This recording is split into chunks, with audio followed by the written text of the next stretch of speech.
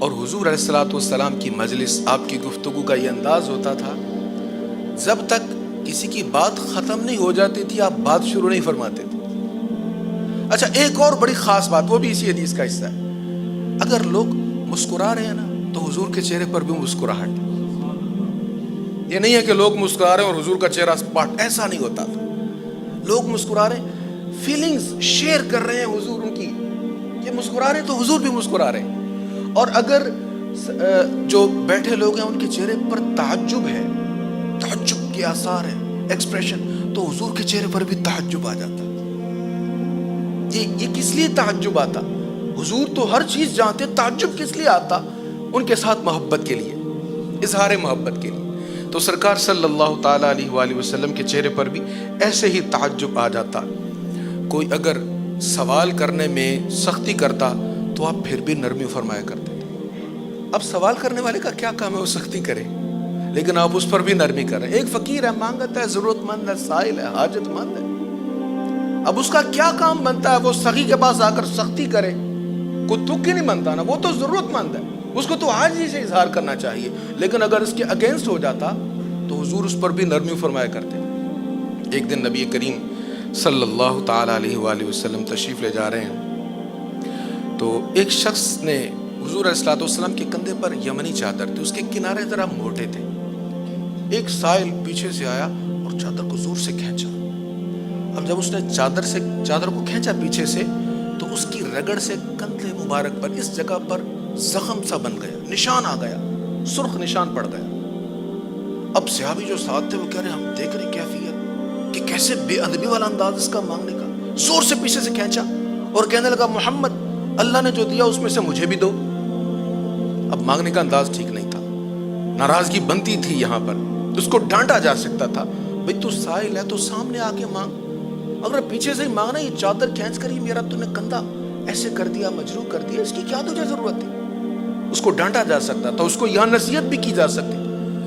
کہتے حضور نے ایسا کچھ نہیں کیا، کہتے ہم دیکھ کے حیران رہ گئے، حضور نے پلٹ کر پیچھے دیکھا تو اس حاجت مند کو دیکھ کر مسکرا پڑے۔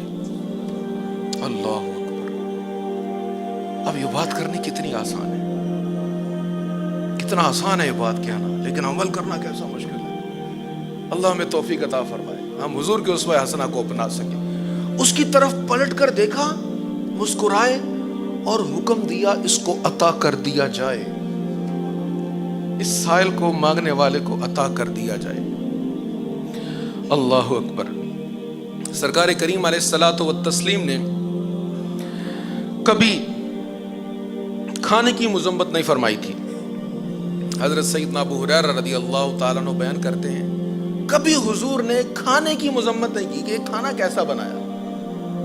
اچھی سے اچھی دعوت میں بھی لوگ عیب نکالتے ہیں، اعلیٰ سے اعلیٰ کھانے میں بھی، گھروں میں تو عیب نکالنا معمول بن گیا ہے، خصوصاً خواتین کی عادت بن گئی، دوسری خواتین کے کھانے میں نقص نکالنا، عیب نکالنا، کہ لہسن جو ہے اس کو کوٹ کر ڈال دیا، اس کی سمیل آ رہی ہے، پیاز جلا دیا ہے، ایسا کر دیا، ویسا کر دیا۔ حضور علیہ السلام کے طریقہ کے خلاف ہے۔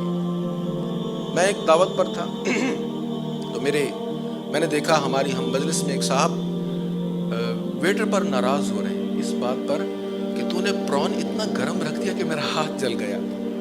کیسی نزاکت ہے، اس بات پر ناراضگی۔ تو سرکار کریم علیہ الصلوۃ والتسلیم کی طبیعت مبارکہ میں اتنی سادگی ہے، آپ نے دیسی گھی والی کھانے بھی کھائے ہیں، حلاوہ جات بھی کھائے ہیں، لیکن سادگی اتنی ہے، کچھ بھی کسی نے سامنے رکھ دیا، کبھی حضور نے عیب نہیں نکالا۔ پسند ہوا تو کھا لیا، پسند نہیں ہوا تو چھوڑ دیا۔ بلکہ نبی کریم علیہ الصلوۃ والتسلیم نے فرمایا، اگر کوئی مجھے بکری کے پائے کی بھی دعوت دے گا تو میں اس کی دعوت پر بھی چلا جاؤں گا۔ اب اس حدیث کو اپنے ماحول کے پس منظر میں نہ دیکھیے گا۔ ہمارے ہاں پائے کا سالن پسندیدہ چیز ہے، عربوں کے ہاں ایسا نہیں ہے۔ آپ مدینہ طیبہ میں جائیں، بار بار جائیں تو وہاں دیکھیں گے پائے کا سالن دوسرے سالنوں کی نسبت سستا ہوتا ہے، تو وہاں پائے مہنگے نہیں ہیں۔ اور اس دور میں بھی عربوں کے ہاں پائے مرغوب غذا نہیں تھی، لیکن اس سے سالن بنتا اس دور میں بھی تھا۔ تو سرکار علیہ السلام نے فرمایا، اگر کوئی بکری کے ایک پائے کے لیے مجھے دعوت دے گا نا، میں تب بھی اس کی دعوت قبول کر لوں گا۔ سرکار کریم علیہ السلام نے ایک حدیث میں آپ نے فرمایا، اگر کوئی مجھے جو کی خشک روٹی کی رات کے پچھلے پہر دعوت دے گا تو میں اس کی دعوت کو بھی قبول کر لوں گا۔ امیروں کی دعوت تو قبول کر لیتے ہیں نا، جہاں پتہ و عمدہ کھانے ہوں گے، لیکن غریب اگر کوئی دعوت کرے محبت سے تو اس کی دعوت کو بھی قبول کرنا چاہیے۔ یہ میرے آقا کریم علیہ الصلوۃ والتسلیم کی سیرت طیبہ ہے اور آپ کی اخلاق مبارکہ ہے۔